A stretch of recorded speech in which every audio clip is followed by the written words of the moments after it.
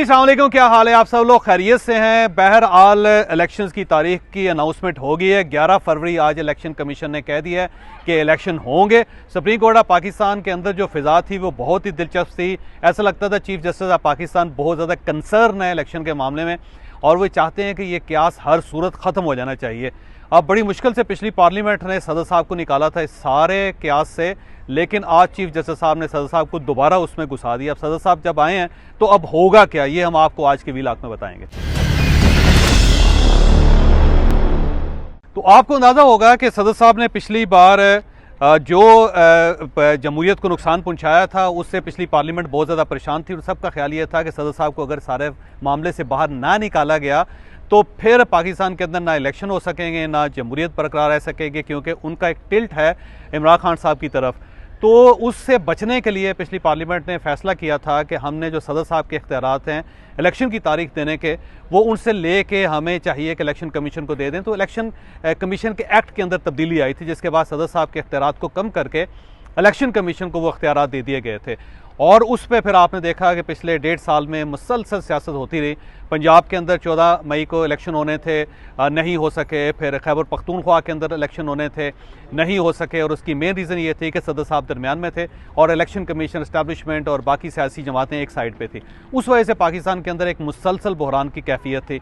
अब क्योंकि ये इलेक्शन होने थे और उससे पहले केयर टेकर गवर्नमेंट बनी और इस इलेक्शन के बारे में भी ये ख्याल किया जा रहा था कि जब तक नवाज शरीफ नहीं होंगे ये इलेक्शन भी नहीं हो सकेंगे। और उससे आप देख लें कि जो एक क्यास और कन्फ्यूजन क्रिएट हुआ, और जब तक मियाँ साहब यहाँ पाकिस्तान तशरीफ़ नहीं लाए उस वक्त तक इलेक्शन के बारे में कोई हतमी तारीख नहीं दी गई थी।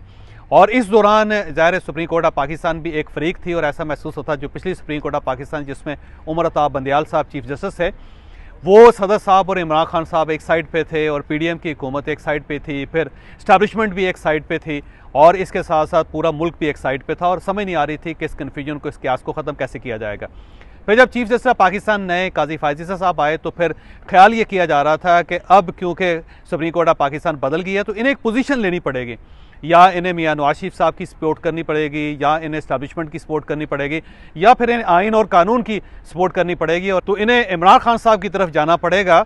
और इस दौरान कौम देखती रही कि काजी फायज़ी साहब का व्यू इलेक्शन कमीशन के ऊपर क्या होता है, क्योंकि बार बार पीटीआई की तरफ से भी दरख्वास्त की जा रही थी कि इलेक्शन कमीशन का जो इशू है उसको लिया जाए और इलेक्शन की तारीख दी जाए।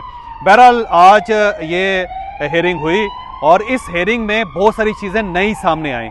एक तो चीफ जस्टिस पाकिस्तान ने पहली मरतबा अपना व्यू दिया और इस व्यू के 2 पॉइंट्स हैं जो मैं आपके सामने रखना चाहता हूँ। पहला पॉइंट तो ये है कि चीफ जस्टिस पाकिस्तान ने सदर साहब का जो दफ्तर है उसको, उसकी इज़्ज़त को दोबारा बहाल कर दिया है। ऐसे महसूस होता था कि जानबूझ के उनको निकाला गया है, लेकिन अब वो बाकायदा सदर साहब के ऑफिस की जो सेंटिटी है उसको बहाल करना चाहते हैं। इसीलिए अटॉर्नी जनरल पाकिस्तान से कहा गया है कि आप फौरी तौर पर सदर साहब से रब्ता करें और आज ही मुलाकात करके कल हमें बताएं कि तारीख क्या हो सकती है। दूसरा, जो इलेक्शन कमीशन के पास जो पावर्स पिछली पार्लियामेंट ने दी थी वो बहुत ज़्यादा खौफनाक थी कि इलेक्शन कमीशन ने फैसला करना है कि कब इलेक्शन होंगे और कब इलेक्शन नहीं होंगे। तो उनके जो अख्तियारात हैं उनको भी चीफ जस्टिस पाकिस्तान ने कर्टेल किया है और उनको बाकायदा दोबारा आइन के दायरे में लेकर आए हैं। तो 2 चीज़ें उन्होंने की, इलेक्शन कमीशन के पास जो बहुत ज़्यादा अख्तियारात थे उनको दोबारा कम किया और सदर साहब का जो ऑफिस था वो ज़ाहिर है एक महरूम किस्म का दफ्तर महसूस हो रहा था। ऐसे महसूस हो रहा था कि उनके पास ये इख्तियार भी नहीं है कि वो इलेक्शन की तारीख भी दे सकते हैं, तो उसको भी इंटैक्ट किया। और इसके साथ साथ ये जो बेयकीनी थी कि इलेक्शन होते हैं या नहीं होते, तो सुप्रीम कोर्ट ऑफ पाकिस्तान ने अपना कदम इस सारे फेज़ के दरमियान रख के ये साबित किया है कि जो तारीख देनी है हमने देनी है और उस तारीख के बारे में हतमी फैसला होगा, उससे ना कोई चैलेंज कर सकता है ना उसके अंदर एक्सटेंशन हो सकती है। तो सुप्रीम कोर्ट ऑफ पाकिस्तान मेरा ख्याल है खुल के सामने आई सारे मामले में। अब अगर इलेक्शन नहीं होते तो फिर काजी फायज़ी साहब को अपनी रिट स्टैब्लिश करनी पड़ेगी और अब अगर वो रिट स्टैब्लिश कर देते हैं तो फिर पाकिस्तान के अंदर एक दोबारा तब्दीली आपको नज़र आएगी। तो मेरा ज़ाती ख्याल ये है कि सदर मोहतरम, इलेक्शन कमीशन और चीफ जस्टिस पाकिस्तान ये तीनों मिल के कोई तारीख का तयन करेंगे। अब चीफ जस्टिस पाकिस्तान को आज तो इलेक्शन कमीशन ने यह बताया कि 11 फरवरी को ही इलेक्शन हो सकते हैं, क्योंकि 30 नवंबर तक हमने हल्का बंदियाँ करनी है। फिर उन हल्का बंदियों के ऊपर बहस होनी है और उस बहस के बाद जब हल्के मुकम्मल हो जाएंगे तो वो तकरीबन जनवरी का एंड होगा। तो जनवरी के एंड तक हम जाके इस मामले को सेटल कर सकते हैं और उसके बाद फिर हमारे पास सिर्फ 11 या 12 दिन बचेंगे जिनके अंदर हम इलेक्शन करवा सकते हैं। तो इलेक्शन कमीशन ने अपना तो तारीख दे दी है।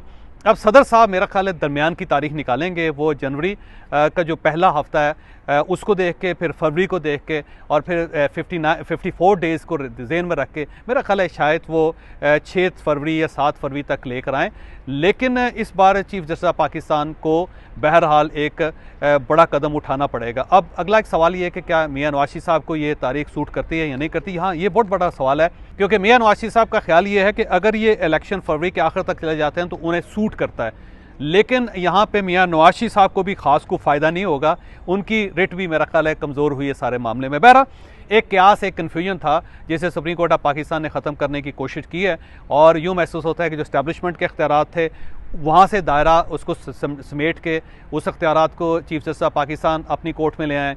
सदर पाकिस्तान के पास जो पहले इख्तियारात होते थे या उन इख्तियारात से उनको महरूम कर दिया गया था, उस बाल को भी खींच के वो अपनी बेस पे लेके आ गए हैं।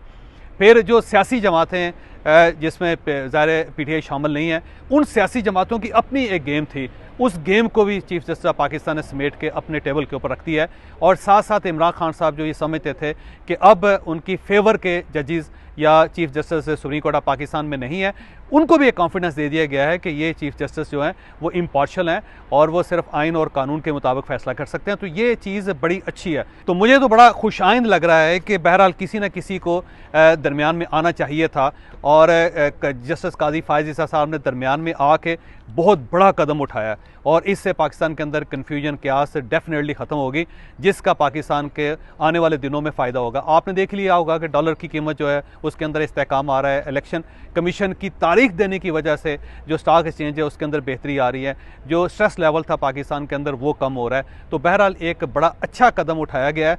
अब अगर ये कदम आगे बढ़ता है तो पाकिस्तान को फ़ायदा होगा, और इस फ़ायदे को बहरहाल कंटिन्यू रखना चाहिए। तो मैं एक तो काजी फ़ायज़ ईसा साहब को कह रहा हूँ कि देर आयत लेकिन दुरुस्त आयत, और इसी तरह अब बाकी जो कानून है, बाकी जो केसेस हैं, उनका फ़ैसला भी काजी फ़ायज़ ईसा साहब को करना चाहिए, क्योंकि यहाँ एक जो बहुत बड़ा सवाल पैदा होता है वो 54,000 केसेस हैं जो इस वक्त सुप्रीम कोर्ट ऑफ पाकिस्तान के अंदर पेंडिंग है। अगर सियासी मामलात को चीफ जस्टिस ऑफ पाकिस्तान ठीक कर रहे हैं तो फिर उन्हें इन 54,000 केसेस को समेटना चाहिए। पास ज़्यादा टाइम होगा, वो सियासी मामलात को समेट रहे हैं, तो उसके बाद उन्हें तवज्जो देनी होगी उन 54,000 केसेस के ऊपर भी, क्योंकि सुप्रीम कोर्ट ऑफ पाकिस्तान के बारे में बार बार ये कहा जाता था कि हर सियासी मामले में तो टांग अड़ा देती है, लेकिन जो उसका एक्चुअल काम है, जो असल काम है, उसके ऊपर तवज्जो नहीं देती। तो अब काजी फ़ायज़ ईसा साहब क्योंकि नई स्पिरिट के साथ आए हैं, अब उनके पास वक्त है कि सियासी मामलात को समेट रहे हैं, और बड़ी तेज़ी से मेरा ख्याल 1-2 महीनों में बाकी केसेस का भी फैसला कर देंगे। तो उसके बाद अब उनके पास बहुत टाइम है, तो 54,000 केसेस जो हैं वो भी ख़त्म होने चाहिए। और अगर काजी फ़ायज़ ईसा साहब जब रिटायर होंगे और उस वक्त सुप्रीम कोर्ट ऑफ पाकिस्तान के अंदर कोई पेंडिंग केस नहीं होगा, तो ये एक बहुत बड़ी अचीवमेंट होगी, और तारीख यकीनन काजी फ़ायज़ ईसा साहब को याद करेगी कि एक जज आया था जिससे कम से कम सुप्रीम कोर्ट ऑफ पाकिस्तान के जो पुराने डेस्क है उनको साफ़ कर दिया।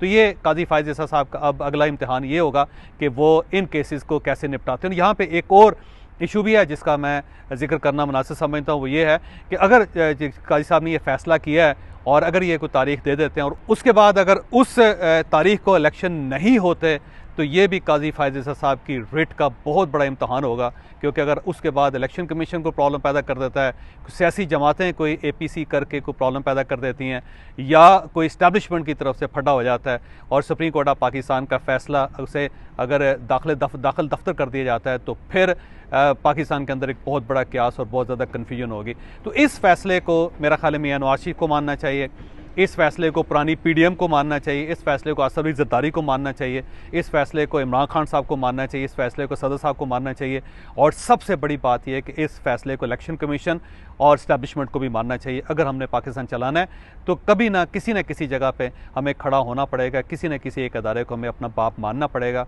और आइन और कानून से बड़ा बाप दुनिया में कोई नहीं होता। एक अच्छी शुरुआत हुई है, इसको तस्लीम करके अगर हम पाकिस्तान को आगे ले जाएं तो पाकिस्तान चलेगा, वरना फिर मज़ीद क्यास और कन्फ्यूजन बढ़ेगा, और उस क्यास और कन्फ्यूजन के दरमियान पाकिस्तान सिसकता रहेगा। आज का दिन बहुत अच्छा था, कल तारीख दी जाएगी, मेरा ख्याल है कल सारी पार्टीज़ उस तारीख को खुश आमदेद कहेंगी, और उसके बाद फिर इलेक्शन टाइम पे हो जाएंगे।